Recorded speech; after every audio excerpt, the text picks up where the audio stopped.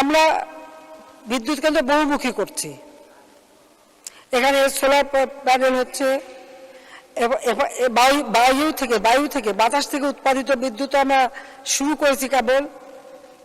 আমাদের green energy দরকার, আবার কয়লা ভিত্তিক বিদ্যুৎ কেন্দ্র করছি। বহুমুখী করতে হচ্ছে, যেখানে যতটুকু আমরা পাচ্ছি, তেল ভিত্তিক, গ্যাস ভিত্তিক সবই করা হচ্ছে। কেন? আমরা মানুষকে দিতে চাই। আজকে ঘরে ঘরে বিদ্যুৎ আমরা দিয়েছি। হ্যাঁ, লোডশেডিং, যে প্রচণ্ড গরম, সেখানে লোডশেডিং হয়েছে, আমরা সেটা স্বীকার করি। কিন্তু কৃষকের তারা যেন সেচটা পায়, সেখানে কিন্তু ভর্তুকি দেওয়া হয়, কাজে সেখানে কোনো অভাব হয়নি, আমরা সেটার ব্যবস্থা রেখেছি। আর হ্যাঁ, আমি এটা আমাদের বিদ্যুৎ প্রতিমন্ত্রীকে বলছিলাম যে 1000 মেগাওয়াট বা 2000 মেগাওয়াট যেদিন লোডশেডিং হবে, আমার গ্রামে লোডশেডিং আর দেবে না, দেবা গুলশান, বাড়িদারা, বনানী, বড় লোকদের জায়গায়, যারা সব থেকে বেশি বিদ্যুৎ ব্যবহার করে।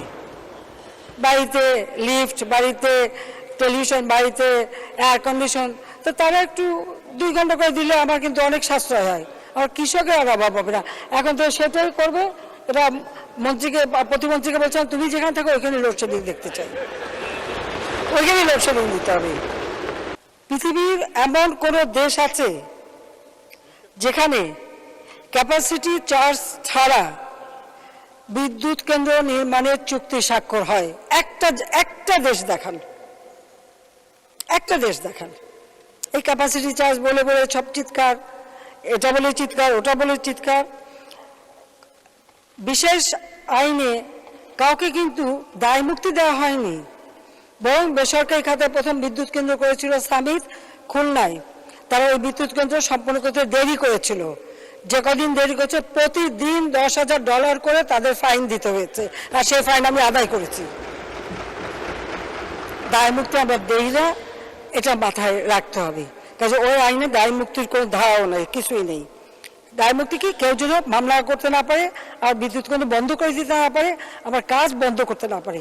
কারণ একটা দেশের উন্নয়ন করতে হলে সবথেকে বেশি প্রয়োজনটা কি? প্রয়োজনটা হচ্ছে যোগাযোগ ব্যবস্থার উন্নয়ন, বিদ্যুৎ দেওয়া। আমি যদি বিদ্যুৎ দিতে পারি, কর্মসংস্থান সেখানে এমনি তৈরি হয়। খাদ্য নিরাপত্তা, চিকিৎসা ব্যবস্থা, শিক্ষার ব্যবস্থা, সেগুলিও আমরা যেমন করেছি, ডিজিটাল বাংলাদেশ করেছি, সাথে সাথে এই ব্যবস্থাও করেছি। আজকে আপনারা দেখেন, হ্যাঁ, পদ্মা সেতু যখন করতে গিয়েছি সেখানে বাধা পেয়েছি, নিজের অর্থে পদ্মা সেতু করেছি। পদ্মায় রেল লাইন কেন করলাম? এটা নাকি প্রয়োজনই নাই। আজকে পদ্মা সেতু রেল লাইন আমরা ঢাকা থেকে ওই রেল লাইন দিয়ে খুলনা হয়ে মংলা পোর্ট পর্যন্ত পৌঁছাবে, সেইভাবে প্ল্যান করা হয়েছে। এটার প্রয়োজন নাই যারা বলে, তারা কি, তাদেরকে কি বলবো?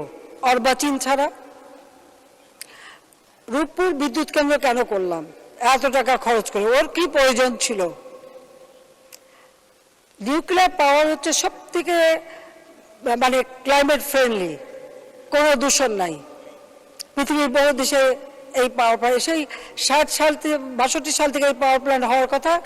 পাকিস্তানিরা আমাদের ধোঁকা দিয়েছিল, 2টা পাওয়ার প্ল্যান্ট করবে বলে 2টাই নিয়ে গেল পাকিস্তানে, আর আমাদের সেই জমি পড়েছিল।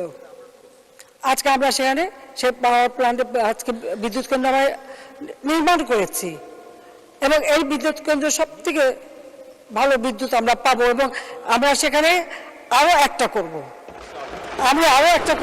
ইতিমধ্যে আমি কথা বলেছি, ওখানেই আবার আরেকটা হবে।